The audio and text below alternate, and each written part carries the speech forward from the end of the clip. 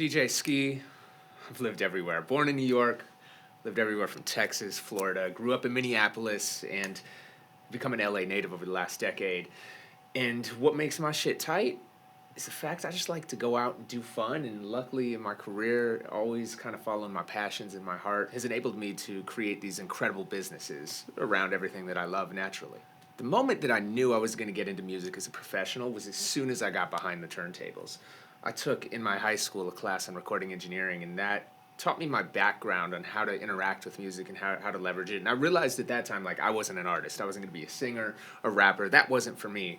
And I learned how to produce, but it was really DJing and getting behind the turntables that the second I got my first set of turntables and got behind them, I just instantly knew that's what I was going to do. Not from like a cocky perspective or anything, but I just felt confident enough, like, oh, this is my life. This is my calling. And from then, I just focused everything I had and all my energy onto it, and I've been lucky enough to be able to make those dreams kind of come true and into reality. And there's so many different moments in your career that add up to kind of put you where you are, but for me, it was really a few key things. And one of the things I always preach is, you know, success is a lot about luck, but you have to work hard to put yourself in those opportunities to be able to have that luck afforded to you. And then you also have to identify them and execute. So for me, for example, it was meeting Steve Rifkin, who was the CEO of Loud and Sony Records at the time. Met him kind of luckily through Stretch Armstrong, who was helping me out and kind of put me under his wing. But at the time, I was making money selling PlayStation 2s when they first came out and Xboxes, and he needed one for his son for Christmas, and he happened to be meeting with Stretch. Long story short, Stretch connected us, and from that, I just built a relationship with him. Then he didn't ask me for anything, and I didn't like pester him and annoy him. I was just like, oh, if you need anything, let me know. This guy's getting hit up by all these people pitching him ideas, wanting him to sign artists, so I wasn't going to be that guy, because then I just fall into that. It's almost like the friend zone category, right? Like, I'm good. I want to build something deeper. And from there, I just was like, hey, I got some ideas. This was around the time when like Napster just started and the internet was starting to take over. And luckily, at the time, I was a 15, 16-year-old kid. This whole life was about technology and music. So I was living it more than anybody else. And I just kind of sent him a whole outline of ideas that I had, what he was doing wrong with his label, marketing proposals. And at the time, the coolest thing in my eyes that I could have got from it was like a Wu-Tang Clan shirt or like an exhibit, you know, working on a street team for him or like something like that. And he ended up loving it so much, he was like, fly to New York.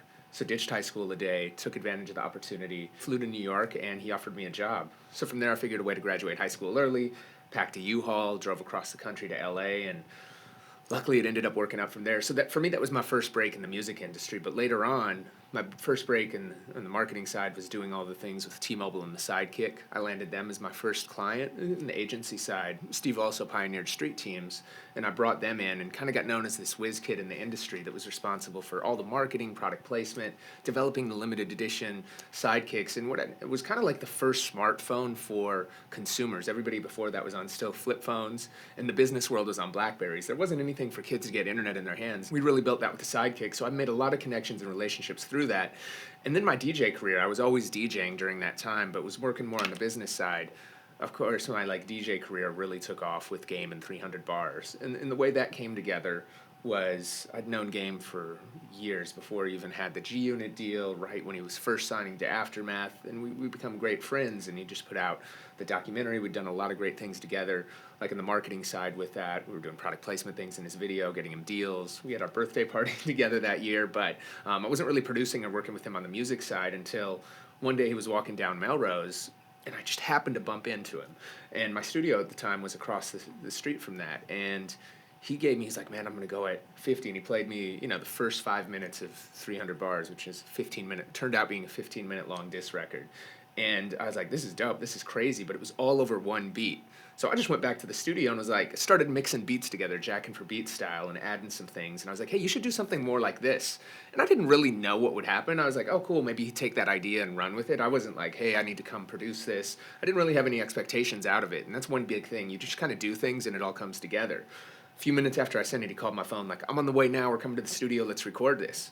We locked ourselves in for literally 48 hours straight, didn't sleep, and put together what, you know, went down as one of the biggest, I guess, beef and diss records in hip-hop history. And from that, that's what put my DJ name at the forefront in the consumer space and in the world. And I then leveraged that to, jump onto TV, to radio, to everything else, ultimately leading us to like Dash, Ski Sports, the things that I'm doing now. So all those things were things that I'd worked so hard for.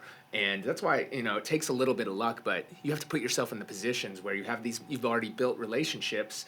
And then when the opportunity arises, being able to jump in and take advantage of it and going out and executing it and running from there. For up and coming artists and producers, biggest thing that you have is access to people. And even when I was coming up doing the mixtapes, the internet was there, but people were still primarily consuming through physical means. Even when we were producing mixtapes, we were pressing CDs of those. When we did 300 bars, we had to go to the radio to premiere it on Big Boy's show, and then we had to go press CDs and send them out to the swap meets and to Canal Street. And then we put it online, but still majority of people listening were listening through other means, through radio, through different platforms, and that's all changed because of the internet. Now, that's good and bad. The good thing is that anybody can get their stuff out, and those barriers for entry, like, it used to cost so much money, and it was such a hassle dealing with shipping thousands of CDs. Again, we weren't a record label, and this is all underground. It's all mixtape stuff. So we were literally inserting covers ourselves, getting them printed one place, getting CDs printed one place, dealing with shipping, and you're dealing with like bootleg. You're basically bootlegging things and dealing with bootleggers. So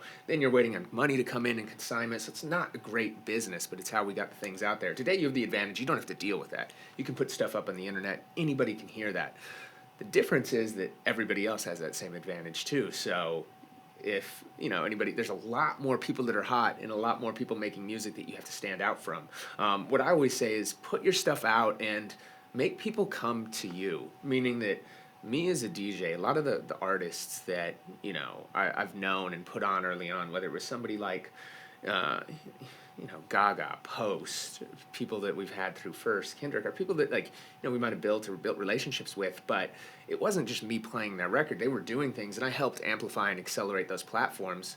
And it really worked after I started building and knowing who these guys were, and then they started getting a buzz. We kind of all get back together, and that's when my platform can be advantageous. A lot of artists like to assume that people like myself or anybody out there, like, oh, if you just put me on your show or do a mixtape or co-sign it or tweet it out or whatever it is, it's going to blow up. And it doesn't work that way. That works after everything else is working. And so you've got to go out there and make people like us want to come to you and make yourself an in-demand commodity. You don't just expect it to come to you. And if it's not happening, just keep going. See what works. I mean, the great thing about putting things out is you'll see very quickly if people like it or if they don't. And you kind of got to gravitate and adjust towards what people are buying into.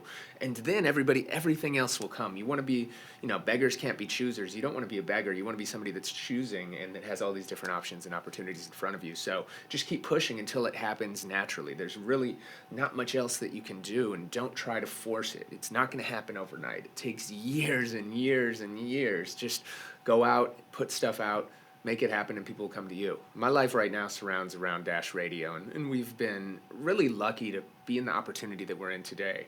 I took all my experience being in radio for over half my life since I was 15, 16 years old, and really saw this change from everything going from analog and FM signals and even satellite signals to a digital environment with connected cars, with Amazon Echo, with Google Home, et cetera, coming out. And of course, the streaming space has taken over the transactional side of the business, which is great.